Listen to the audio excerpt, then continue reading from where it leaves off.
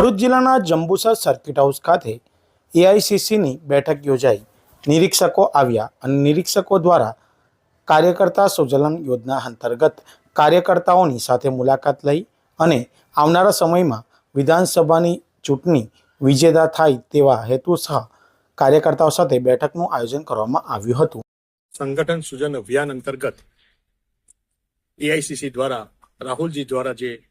ચાલી રહેલું છે એ પ્રમાણે ગુજરાત પ્રદેશ કોંગ્રેસ સમિતિથી એઆઈસીસીથી અમારા નિરીક્ષક શ્રી એઆઈસીસીના સેક્રેટરી મધ્યપ્રદેશના પ્રભારી સંજય દત્તજી સાથે પીસીસીના પ્રભારી Shri Gyasuddin Shaikh ex MLA P D Vasava એવી પૂર્વ ધારાસભ્ય Nandod Nileshbhai Patel treasurer All India Congress સમિતિ અને પ્રભાસિંહ સોલંકી જેઓ આજે નિરીક્ષક તરીકે ભરૂચ જિલ્લાના જંબુસર વિધાનસભામાં અમે આવેલા છીએ. અહીંયા કોંગ્રેસ પાર્ટી કઈ રીતે મજબૂત થાય, રાહુલજી નેમ છે કે મારો નાનો કાર્યકરને સાંભળવામાં આવે એ શું કહે છે